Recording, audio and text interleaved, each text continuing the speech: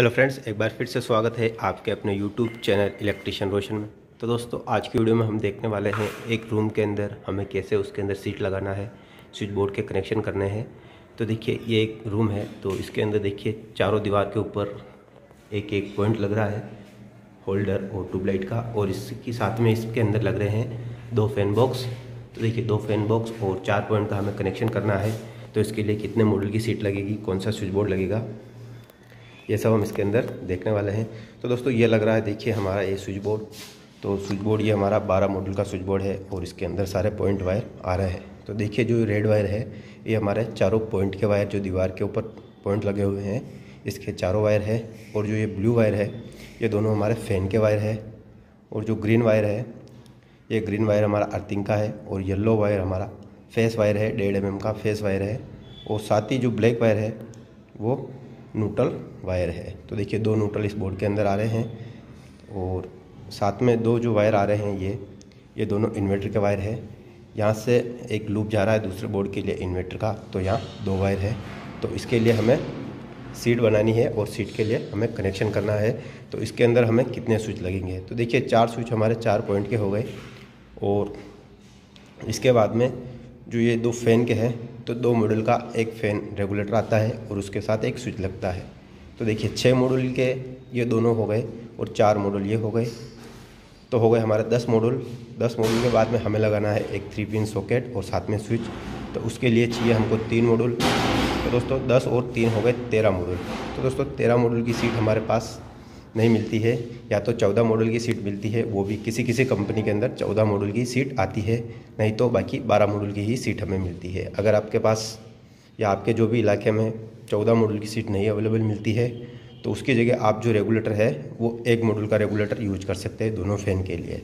तो आपको 2 स्विच की एक्स्ट्रा जगह बच जाएगी। तो उसके लिए फिर 4 मॉडल ये लगेगा और 4 मॉडल ये लगेगा, तो दोनों का हो जाएगा 8 मॉडल।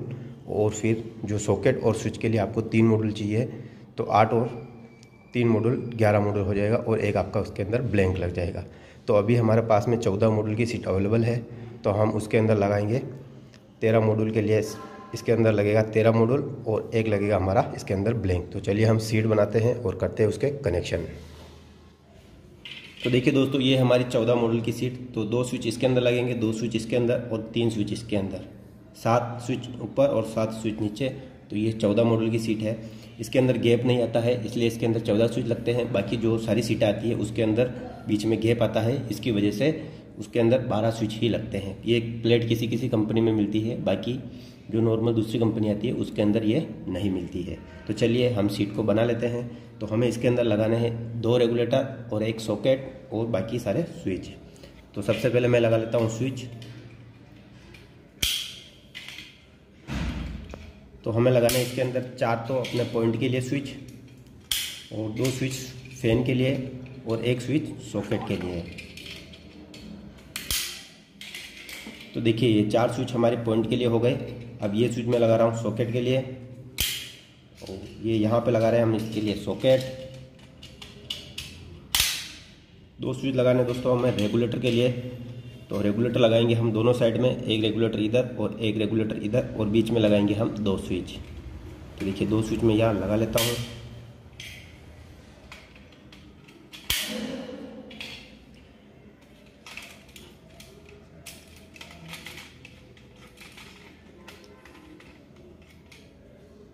देखिए रेगुलेटर में यह लगा रहा हूँ। 0 वाला हमेशा जो पॉइंट है वो हमें नीचे रखना है। एक रेगुलेटर लग गया है। अब मैं लगा लेता हूँ दूसरा रेगुलेटर।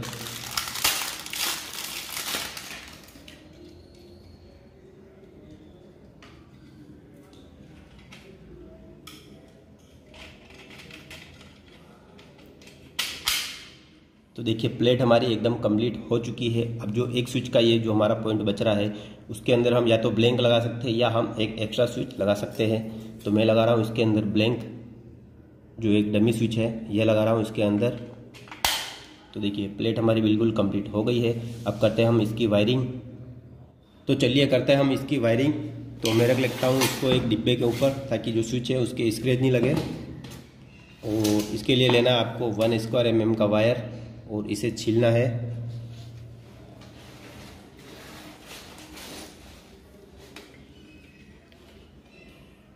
तो वायर को जितने स्विच के अंदर हमें वायर लगाना है, कॉमन वायर, वहाँ तक का नाप लेके आपको वायर को छीलना है।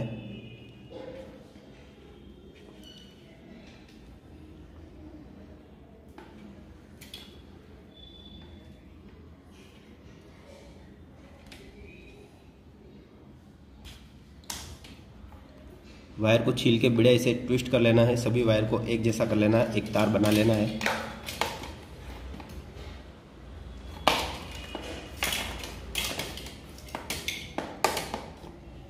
देखिए बिल्कुल एक जैसा तार बना लेना है और इसके बाद में हमें ये सभी स्विच को खोलना है और इसके अंदर हमें वायरिंग डालना है। तो मैं सभी स्विच को खोल लेता हूँ।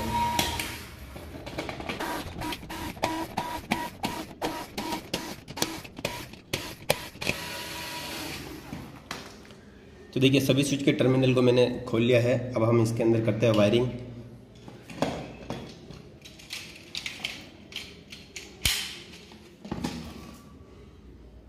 तो स्विच के जो बीच वाला नीचे वाला टर्मिनल है, इसके अंदर हम फेस वायरिंग करेंगे।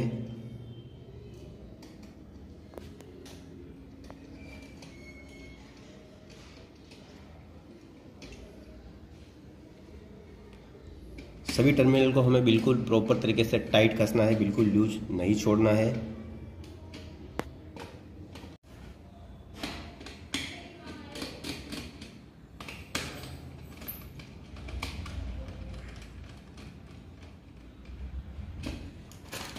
ये वायर है, इसे यहाँ से काट लेंगे और अब करेंगे हम जो फैन के स्विच है उसका कनेक्शन।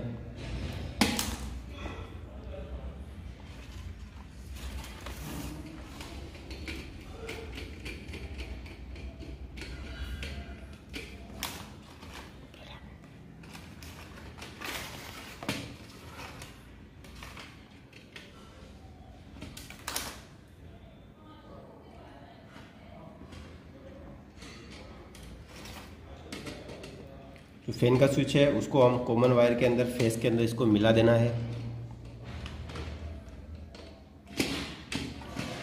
तो देखिए ये यहाँ से मिल गया है। अब दूसरे फैन के स्विच का कनेक्शन कर लेते हैं।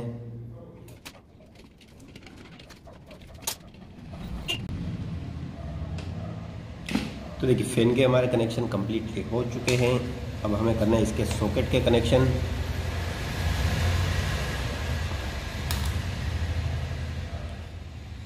तो जो सॉकेट का कनेक्शन है वो हमेशा हमें जो लाइन वाला जो टर्मिनल है उसके अंदर ही लगाना है। देखिए यहाँ पे लिखा हुआ है L और इधर लिखा हुआ है N। तो जहाँ लाइन का टर्मिनल है उसके अंदर ही हमें लाइन का कनेक्शन करना है।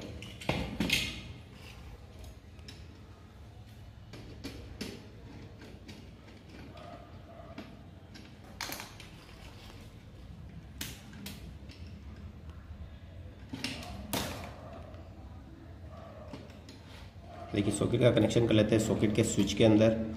जो सॉकेट का स्विच है उस सॉकेट के पास वाले स्विच के अंदर ही हम इसका कनेक्शन दे रहे हैं।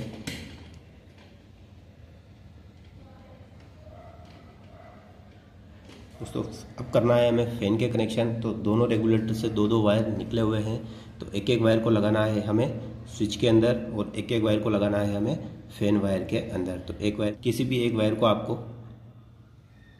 स्विच के अंदर लगाना है।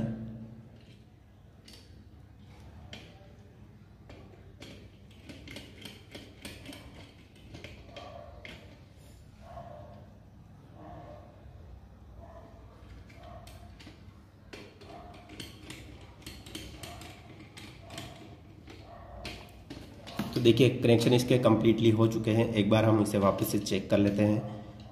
तो देखिए एक कॉमन वायर लगाया है हमने इसके सभी स्विच के लिए, जो फेस वायर है सभी स्विच के निचले वाले टर्मिनल के अंदर, और दोनों फैन के लिए हमने यहाँ से कनेक्शन अलग अलग लेके यहाँ कॉमन वायर के अंदर कॉमन किया है। आप चाहे तो एक यहाँ से कनेक्शन उठा सकते हैं इसका, और तो सभी के अंदर हमारा फेस वायर का कनेक्शन हो गया है। और जो फैन के दो रेगुलेटर वायर है इनके कनेक्शन के लिए एक कनेक्शन हमने कर दिया है स्विच के अंदर और दूसरा कनेक्शन होगा हमारा फैन के अंदर। दोनों रेगुलेटर के अंदर सेम कनेक्शन है।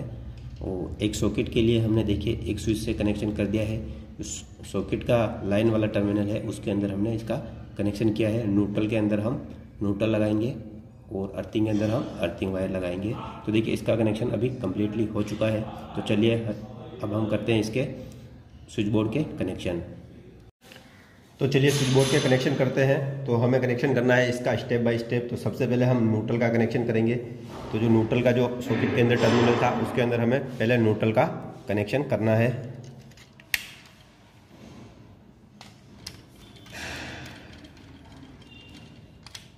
इसके बाद में हमें करना है अर्थिंग का कनेक्शन।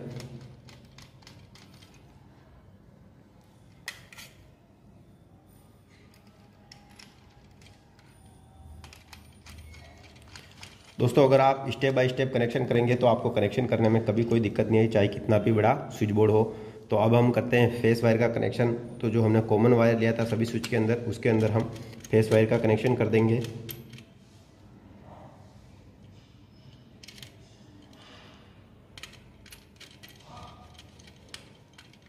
तो देखिए फेस वायर का कनेक्शन हमने कर दिया है। अब करते हैं हमें पॉइंट के कनेक्शन। तो देखिए चारों पॉइंट है और ये चारों स्विच के अंदर हमें पॉइंट का कनेक्शन करना है।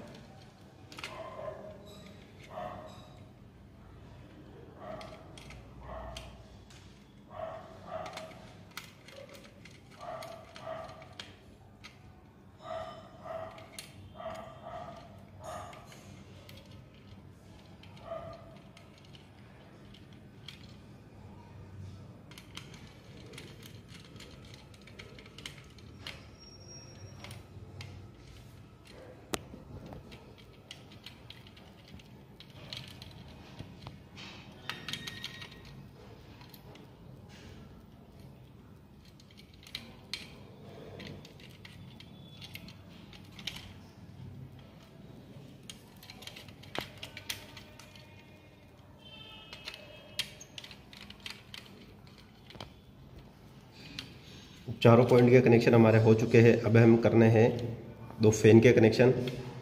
तो जो हमारा रेगुलेटर का एक वायर बच रहा था उसके अंदर हमें इसके जॉइंट लगा लेना है।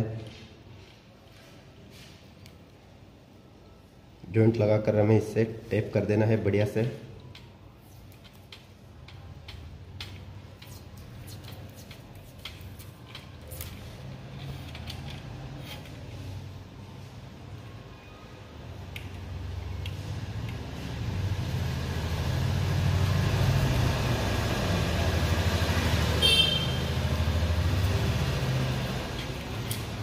देखिए फैन का कनेक्शन हमारा कम्प्लीटली हो चुका है। अभी हम इन्वर्टर के कनेक्शन नहीं कर रहे हैं, तो अभी हम इसको टेप लगाकर छोड़ देंगे, या दोनों को कनेक्शन मार कर भी हम इन्हें छोड़ सकते हैं। तो अभी हम इसे टेप लगाकर छोड़ रहे हैं।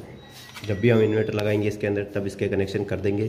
तो देखिए ये हमारी स्विच बोर्ड के कनेक्शन कम्प्लीटली हो चुके हैं। अगर आप इस प्रकार से स्विच बोर्ड के कनेक्शन करते हैं तो आपको कभी कोई दिक्कत आने वाली नहीं है और बड़ी आसानी से आप स्विच बोर्ड के कनेक्शन कर सकते हैं। दोस्तों वीडियो पसंद आया हो तो लाइक शेयर ज़रूर करें और अपने दोस्तों के साथ शेयर करें और चैनल को सब्सक्राइब ज़रूर करें।